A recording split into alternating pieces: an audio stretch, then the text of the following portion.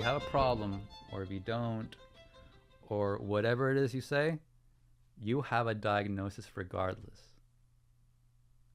No matter what. It's just like, okay, so you're suffering from this, and you have this, and you have that. It's like, really? I didn't know. It's like, yeah. I mean, you do. It's like, you sure, doctor? It's like, okay, and what about everyone else who comes into this office? It's like it's like they also have a problem. They also have a diagnosis of some sort.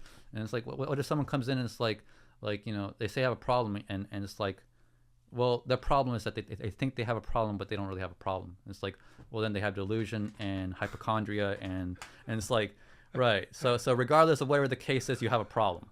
Like whatever the case is, a person who goes into a psychologist's office will have a problem, and there's no. And the thing is that, well, what's the answer?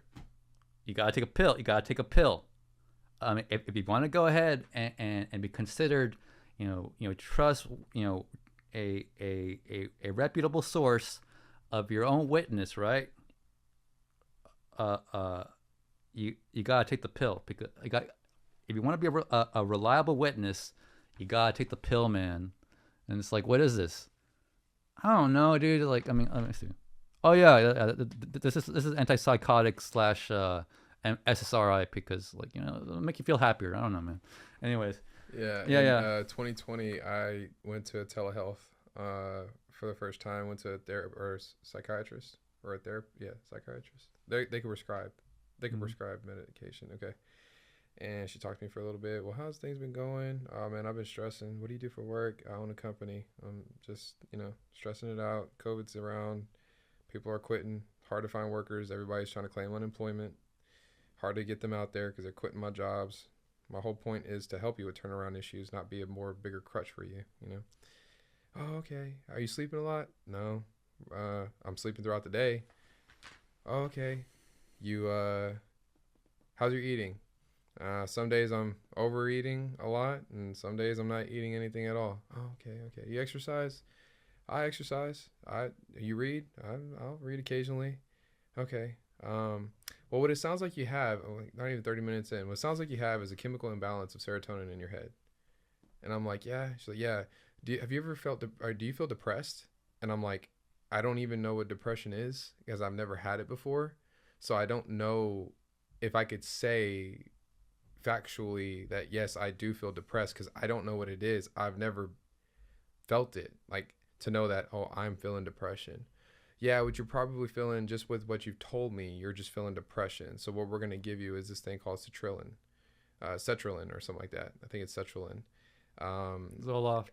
Yeah, it's a SSRI, I think, or whatever. I don't know what it was. I took it for 2 weeks. I hated it.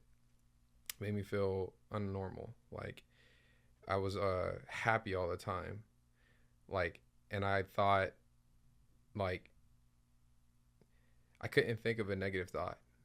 And that bothered me, because everything was just kind of fine and dandy. Like, oh, it'll be all right. Oh, I'll be all right. But it's like, I couldn't even think, like, okay, what worst case scenario could this play out with this situation? It was hard to even get my mind to click there. And that's the reason why my mom's everything. That's the reason why my mom's okay with everything that happens. Yeah, and I'm like, I'm like, no. And then when I would come off of it, if I'd miss it, because you have to be like clockwork on it. Mm-hmm. And if I was off of it, or I'd miss it, or if it wasn't quite working, my thoughts went deep into hell, I would say, if that's a place to be at mentally, because it was the first time I ever truly experienced suicidal thoughts. First time ever. When you got off of it? No, whenever it was moments of gaps in between the two.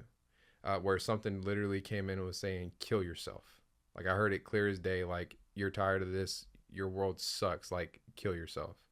I felt it when you missed a dose, when I was like deciding to stop taking it. Yeah, basically, yeah. I didn't like it. And so I got off of it. I was like, I ain't gonna do this stuff. Like, I still had the whole pill bottle. I kept it on me. Because I was like, you know what, I'm gonna have it there just in case. But each time I just remember that thought coming in of like, nah, like, do yourself then, like, end it, because it was weird. I know it wasn't for me. It was something really, really, if I can be quite frank and honest, it was demonic.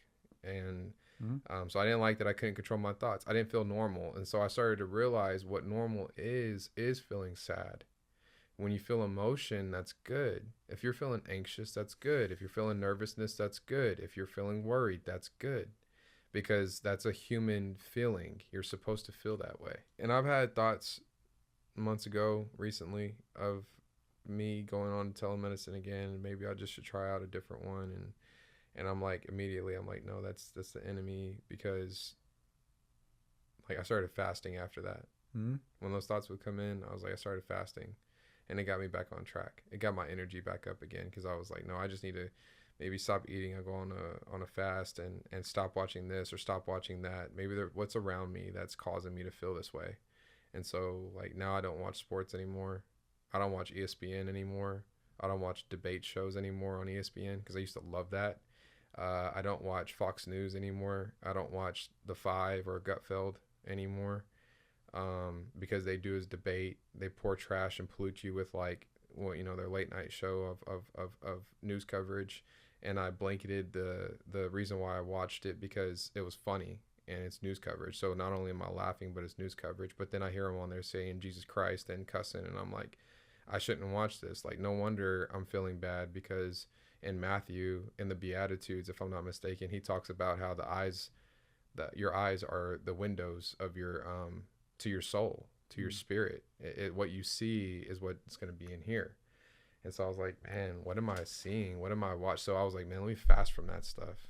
Like, let me get it out of my head, and let me start focusing more on my prayer, my wife, my scripture, my like what's here around me.